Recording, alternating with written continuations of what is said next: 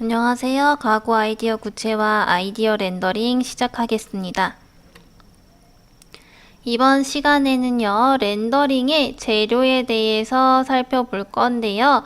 우리 렌더링이란 어떤 의미를 가지고 있는지, 그리고 렌더링의 재료에 대한 것들, 그래서 렌더링을 할 때에 어떤 재료를 사용하는지에 대해서 보도록 하겠습니다. 지난 시간에 투시도에 대해서 배웠었는데요. 투시도는 1점 투시도와 2점 투시도, 3점 투시도 이렇게 3개가 있었죠. 1점 투시도는 소실점이 하나, 2점 투시도는 소실점이 2개, 3점 투시도는 소실점이 3개였습니다.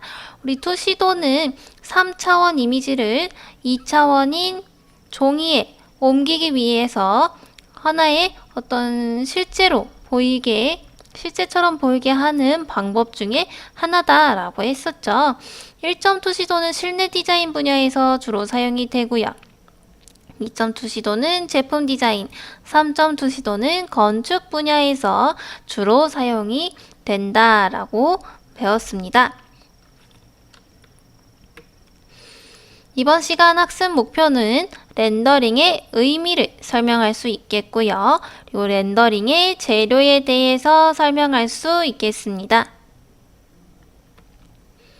렌더링의 재료, 첫 번째 렌더링의 의미에 대해서 살펴보도록 할게요.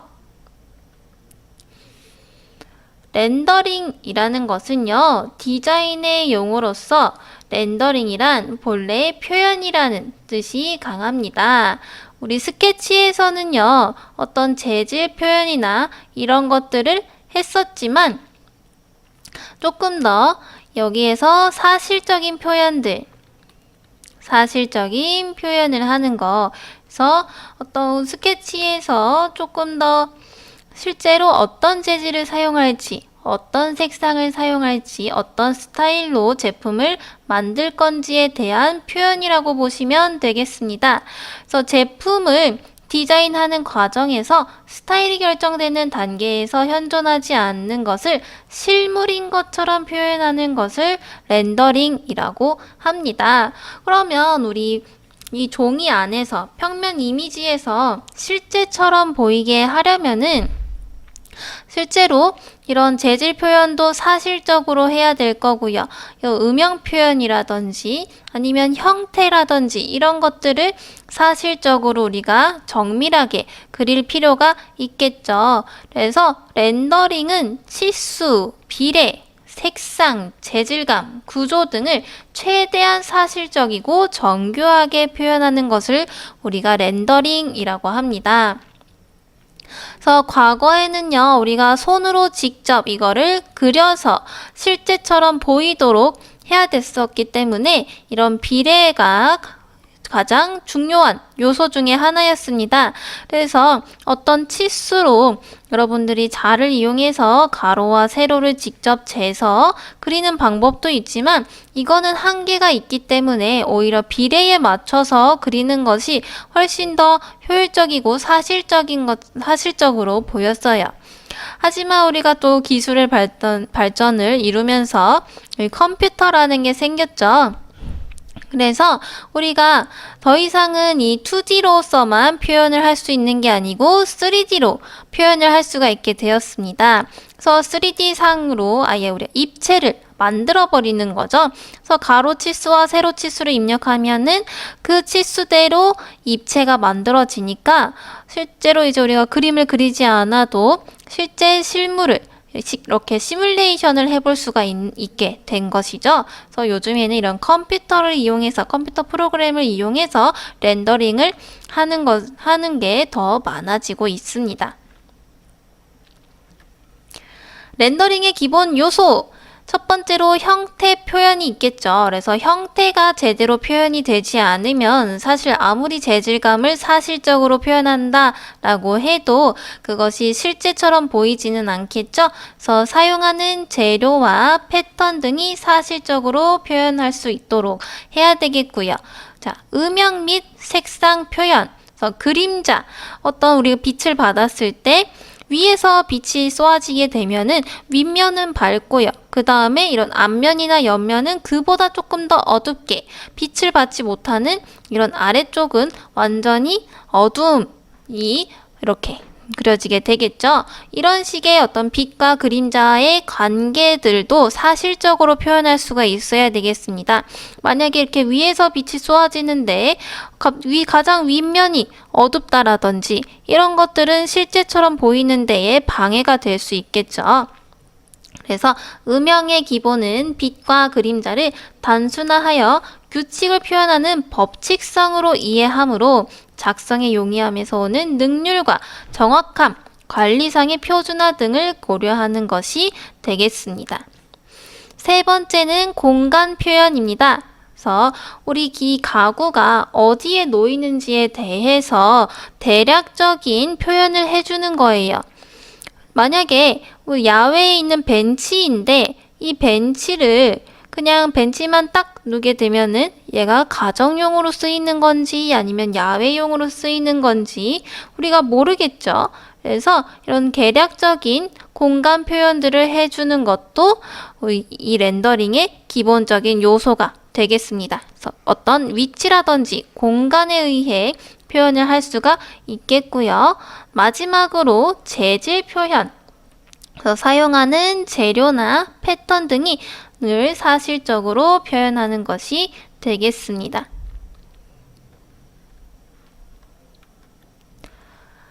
렌더링의 재료에서 우리 렌더링의 재료에 대해서 보도록 하겠습니다.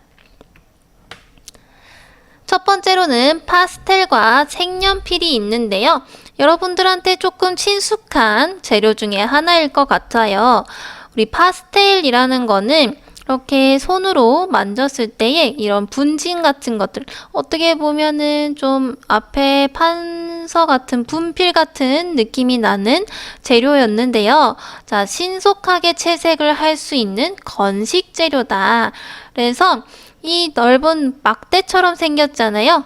이렇게 길다란 막대처럼 생겼는데 이 모든 면을 활용해서 우리가 표현을 할 수가 있어요. 그래서 이 넓은 면을 이용해서 간단하게 이렇게 색칠을 할 수 있는 게 파스텔 재료다. 그리고 우리 쓰이는 데 있어서도 굉장히 부드럽고 잘 발려지는 것이 특징입니다.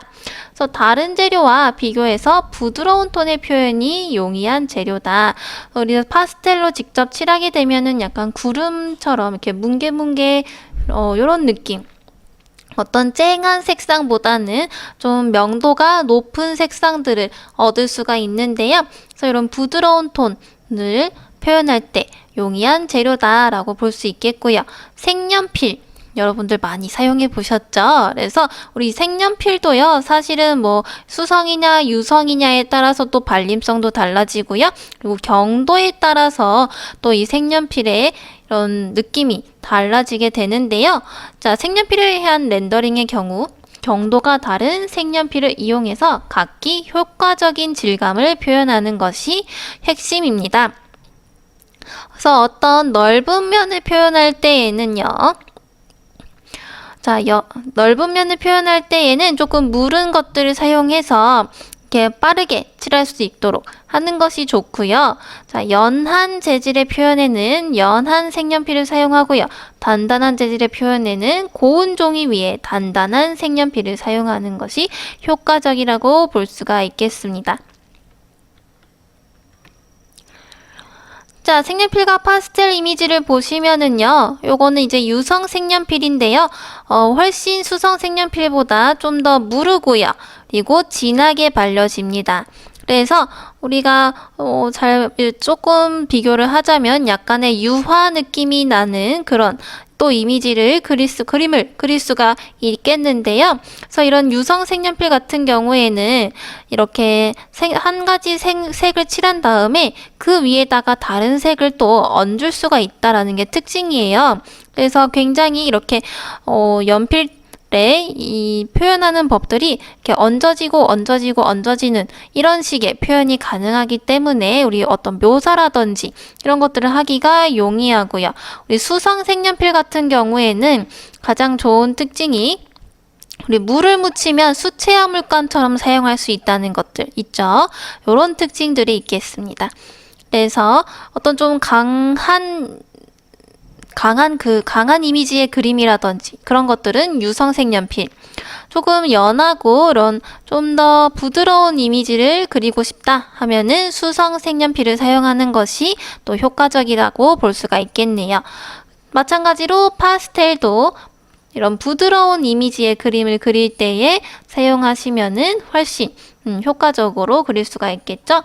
그리고 이 재료는요, 항상 한 가지 재료만을 사용하는 것보다는 요런 같이 요런 색연필과 파스텔을 서로 혼용해서 그렸을 때에도 훨씬 그림이 다채롭고 좀 더 내가 보여주고 싶은 이런 강조하고 싶은 부분들을 더 잘 표현을 할 수가 있겠네요. 세 번째로는요, 포스트 컬러인데요. 여러분들 초등학교나 그럴 때에 수업 시간에 포스터 그리는 시간이 있지 않으셨나요? 우리 포스터 같은 경우에는 굉장히 평면적인 그림들을 그리게 되는데, 특히나 이런 표어, 문구 같은 거를 색칠할 때에 이렇게 반듯반듯하게 색칠을 해야 됐잖아요. 이런 식으로 뭐 국어다 그러면은 이렇게 아주 반듯하게 어디 삐져나간 부분 없이 그려야 되는 것이 우리 포스터의 어떤 핵심이라고 볼 수가 있었는데요.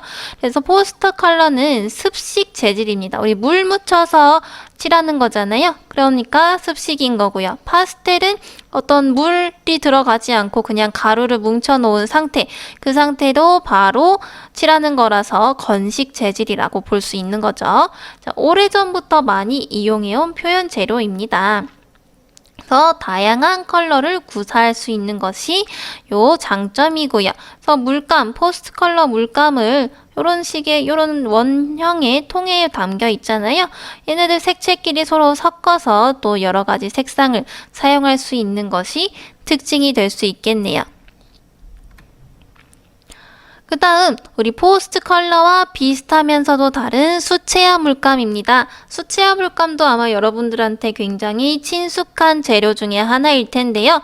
일반적으로 널리 행해진 기법이다. 그래서 우리 그림 특히나 이제 뭐 미술학원 다니신 분들은 이런 수채화 물감으로 그림 그리거나 이런 것들을 많이 해보셨을 것 같은데요. 마찬가지로 건식이 아닌 습식이고요. 당연히 물 묻혀서 사용하고 있죠. 자, 그리고 다른 표현 재료에 비해서 쑥달이 어렵습니다.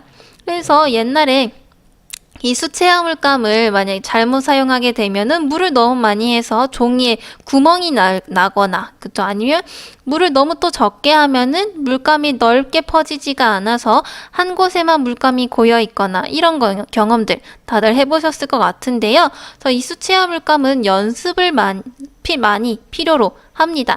그래서 기법을 익히는데 시간이 많이 걸리고요. 그만큼 물의 어떤 농도라든지 그리고 붓을 어떻게 사용하는지에 따라서 굉장히 많은 표현들을 할 수가 있어요. 그만큼 그 표현들을 하는 데 있어서 또 많은 연습을 필요로 한다는 점이 이 수채화 물감의 특징이 될 수 있겠네요. 그래서 물감의 특성 파악과 기법을 익혀줄 필요가 있는 재료이다. 그래서 이 수채화 물감도 여러 종류에 따라서 또 사용감이라든지 그리고 농도 조절이라든지 이런 것들이 조금씩 다 다르니까 그런 것들도 또 익혀둬야 된다라는 또 그런 점들이 있죠. 다음, 마커라는 재료인데요. 우리 디자인 하시는 분들은 이 마커에 대해서도 조금 알고 계실 것 같아요. 우리 마커를요, 좀 비교를 하자면, 사인펜과 형광펜, 유성 매직과 그리고 형광펜의 어떤 중간 지점이라고 보시면 될 것 같은데요. 매직 잉크를 사용하는 디자인 화구로 마커 렌더링은 색상이 풍부합니다. 그래서 이 마커로 우리 수채화 물감의 어떤 느낌도 낼 수가 있는데요. 잘 사용하면은 선명하고 건조 시간이 매우 빨라서 신속한 표현과 생생한 터치에 의한 효과적인 아이디어의 표현이 용이하다. 그래서 우리 형광펜과 이런 매직 잉크, 저 매직 마커의 중간 지점에 있다라고 했었잖아요. 그래서 이렇게 슥 바르면은요, 바르는 순간 이렇게 잉크가 바로 마르게 돼요. 그래서 그 마른 상태로요, 이렇게 보면은 특히나 우리 트레이싱지라고 하는 이런 기름 종이 같은 종이가 있어요. 반투명한 종이. 그 종이에다 그리게 되면은요, 순식간에 이런 물기가 확 날아가면서 금방금방 마르게 되는데 어떤 좀 불투명한 느낌의 이런 표현도 가능합니다. 그 위에다가 다른 색상을 또 올려도요, 또 올라가고요. 그리고 물감처럼 서로 색상을 섞을 수도 있고, 그리고 서로 이런 물감과 마커와 마커 사이를 또 문지르면은 서로 또 색상이 이렇게 자연스럽게 그라데이션이 되는 것을 볼 수가 있어요. 그래서 활용 용도가 굉장히 높고요. 그리고 넓은 면을 칠할 때에도 우리 형광펜처럼 생긴 촉이 있는데 그런 부분을 이용하면은 훨씬 빠르게 칠할 수가 있다라는 장점이 있어서 요런 우리 아이디어 스케치라든지 요런 디자인에 특화된 재료라고 보시면 될 것 같아요. 그래서 목재나 금속, 도자기, 천, 가죽 등의 재질감을 표현할 때는 혼용 기법을 사용하는 것이 효과적이다. 그래서 이 목재를 표현할 때에는 이런 목재의 결 같은 것들이 핵심이잖아요. 그래서 넓은 부분들은 이렇게 마커로 칠한 다음에 음영 표현 같은 것들만 표현을 하고요. 나머지 이런 나무결 같은 것들은 뭐 색연필이라든지 이런 것들을 사용을 해주시면은 좀 더 다채롭게 표현을 하실 수가 있는 것이죠. 그래서 이런 금속 같은 것들은 또 수채화 물감으로 이런 금속의 어떤 차가운 느낌, 반듯한 느낌을 내는 것이 쉽지는 않아요. 그런 것들은 또 마커를 사용한다든지 할 수가 있겠죠. 이 마커도요, 촉의 모양에 따라서 또 다양하게 사용을 할 수가 있어요. 그래서 형광펜처럼 이렇게 넓은 촉도 있고, 붓처럼 사용할 수 있는 촉도 있고요. 아니면 이런 식으로 둥근 촉도 있고, 여러 가지 촉이 있어서 또 여러 표현을 할 수가 있는 것이 바로 마커가 되겠습니다. 보시면 수채화 물감은 이 물감의 색상에 따라서 뭐 지금 몇백 개씩 되는 경우도 있고, 그리고 이 물감과 물감을 서로 섞어서 또 새로운 색상을 표현할 수가 있는 것이 장점이죠. 대신에 이 물감이 굉장히 비싸다는 거, 돈이 많이 들어간다는 그런 단점이 있지만, 그래도 다양한 표현을 하는 데 있어서는 우리 가장 좋은 재료라고 볼 수가 있겠죠. 다음에 마커는 이런 식으로 우리 잉크펜처럼 생겼습니다. 형광펜처럼 생겼어요. 그래서 여기 부분을 이용해서 칠하는 것이 요 마커가 될 수 있겠네요. 그래서 보통은 여기 한쪽은 넓은 촉, 반대쪽은 이렇게 좁은 촉으로 되어 있어서 양 끝으로 이렇게 사용을 할 수 있도록 만들어 놓은 게 제일 기본적인 마커라고 볼 수가 있겠습니다. 다음 5번째로는 에어브러쉬라고 있는데요. 이렇게 분무기 같이 생겨서 여기서 쭉 뿌리면은 이렇게 이런 안개처럼 분사가 되는 거라고 보시면 되겠습니다. 아니면은 우리 벽에다가 그리는 벽화 같은 것들을 그릴 때에 많이 사용하죠. 그래서 이렇게 분사되는 양 조절에 따라서 또 이 표현을 다르게 할 수가 있고요.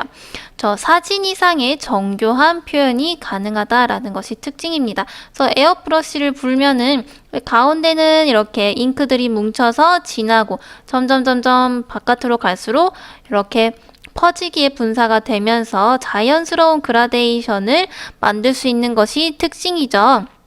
그래서 에어브러쉬는 공기의 압력을 이용하여 잉크나 그린 물감을 분사해서 표현하는 도구이다. 그래서 에어브러쉬를 가까이 대면은요, 잉크가 이렇게 작게 나오고요. 자, 에어브러쉬를 더 멀리서 하면은 이렇게 넓게 분사가 되는 것이 특징입니다. 또 이런 것들을 이용해서 다양한 효과적인 표현을 할 수도 있겠네요. 마지막으로 컴퓨터 렌더링이 있는데요. 우리 컴퓨터 프로그램을 사용해서 모델 또는 이들을 모아놓은 장면인 씬 파일로부터 영상을 만들어내는 과정이다. 그래서 이거는 프로그램에 따라서 다 전부 다르다고 보시면 되겠는데요. 실물과 같이 가장 근접하게 재질과 형태 등을 시뮬레이션을 해봄으로써 실제 상품화되었을 때 약이 될 수 있는 여러 가지 사항들을 검토하기 위해 시험해보는 단계이다. 그래서 지금은 현대에서는 사실 이런 컴퓨터 렌더링을 통해서 렌더링 과정을 많이 거치게 되는데요. 앞에 있는 것들은 우리가 아무리 사실적으로 표현을 한다라고 해도 어느 정도의 한계가 있습니다. 하지만 우리 컴퓨터 렌더링은요, 거의 실제처럼 보이게 만들 수가 있고요. 그리고 이 환경을 만드는 데 있어서도 굉장히 효과적으로 사용을 할 수가 있기 때문에 우리 현재에 와서는 대다수의 이런 가구 회사에서 많이 사용을 하고 있는 프로그램인데요. 그래서 실제로 우리가 가구 제품을 제작하지 않더라도 여기 이 컴퓨터 상에서 실제 제품을 만드는 것처럼 제작을 해보고 그 상태의 이 형태에서 더 이상 수정할 것은 없는지 또 우리가 검토해 볼 수 있도록 도와줄 수 있는 그런 렌더링 프로그램이다 라고 보시면 될 것 같습니다. 자, 오늘은 이렇게 기본적인 지식에 대해서만 살펴봤는데요. 우리 다음 시간에는 같이 이미지랑 같이 보면서 이렇게 어떻게 표현이 되는지 이런 것들 한번 살펴볼 겁니다. 자, 이번 시간 요약 및 정리 보겠습니다. 그래서 우리 렌더링의 재료 다시 한번 살펴보겠습니다. 렌더링 재료에는 파스텔, 색연필이 있었고요. 그리고 포스트 컬러, 수채화 물감, 마커, 에어브러쉬, 그리고 컴퓨터 렌더링 이렇게 많은 재료들이 있죠. 사실 이 렌더링의 재료라는 것은 여기 있는 것뿐만이 아니라 내가 어떤 재질감을 표현을 하는 데에 있어서 사용할 수 있겠다, 더 효과적이겠다 하는 것들은 더 추가적으로 사용할 수가 있겠죠. 자, 파스텔과 색연필은 신속하게 채색을 할 수 있는 건식 재료이다. 요건 이제 파스텔에 대한 설명이죠. 우리 색연필이라는 거는 안에 있는 이 경도에 따라서 사용 용도를 다르게 해주면 된다라고 했었습니다. 그래서 아주 간단하고 쉽게 사용할 수 있는 재료들 중에 하나이고요. 우리 포스터 컬러는 어떤 평면을 표현하는 데 있어서 더 좋은 제품이라고 볼 수가 있겠습니다. 그래서 좀 뭔가 입체 그림을 그리는 것보다는 좀 단순하고요.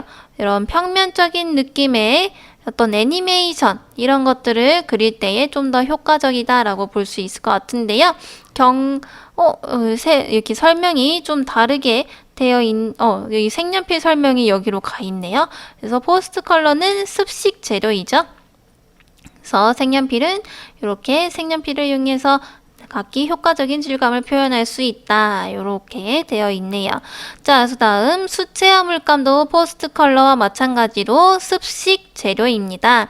그래서 이 물감의 특성 파악과 기법을 익혀줄 필요가 있는 재료 중에 하나이죠. 그래서 여러 가지 표현을 할 수 있지만 그만큼 어떤 사용 난이도라든지 어떤 사용하고자 하는 기법들이 굉장히 많기 때문에 많은 연습을 필요로 하는 재료 중에 하나입니다. 마커는요, 매직 잉크를 사용하는 디자인 화구로요. 우리 마커 렌더링은 색상이 풍부하다. 그래서 굉장히 깨끗하고 좋은 스케치를 얻을 수 있는 게 바로 마커라고 볼 수 있어요. 그래서 우리 디자인을 하는 데 있어서, 디자인 스케치를 하는 데 있어서 가장 효율적이고 효과적인 재료라고 볼 수가 있겠습니다. 다음 에어브러쉬는요, 공기의 압력을 이용해서 잉크나 그림 물감을 분사해서 표현하는 도구였죠.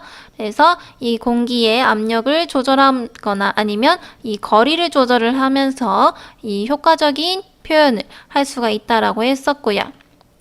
마지막 컴퓨터 렌더링은 컴퓨터 프로그램을 사용해서 우리가 실제처럼 시뮬레이션을 해보는 것이라고 했습니다. 자, 이렇게 우리 렌더링의 재료에 대해서 다시 살펴봤고요. 평가 문제 풀어보도록 하겠습니다. 우리 다음 보기에서 설명하고 있는 재료로 알맞은 것은 신속하게 채색을 할 수 있는 건식 재료다. 그리고 다른 재료와 비교해서 부드러운 톤의 표현이 용이한 재료다. 자, 한번 골라보실까요?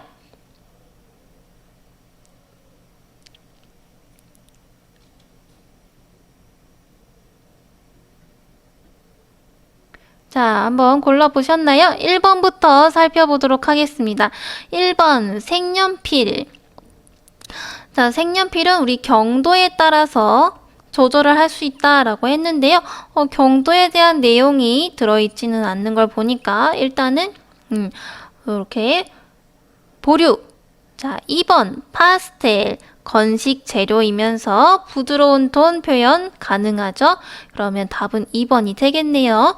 자, 그럼 3번 수채화 물감은 습식 재료이죠? 그래서 다양한 표현을 할 수 있는 재료 중에 하나였고요. 마커. 자, 마커는 우리 잉크를 사용하는 매직 잉크를 사용한다 라고 했었고요. 우리 디자인을 하는 데에 효과적인 재료다 라고 했습니다. 자, 그래서 답 2번 될 수 있겠네요. 다음 시간에는요, 우리 재질감의 표현 방법에 대해서 살펴보도록 하겠습니다. 이번 시간 과제는요, 우리 렌더링 재료를 사용하여 표현한 스케치 여러 가지 나올 거예요. 그래서 요 스케치를 각 3장씩 찾아보시고 요런 재료를 사용하면 이런 느낌의 그림이 그려지는구나 하고 한번 느껴보시면 좋을 것 같아요.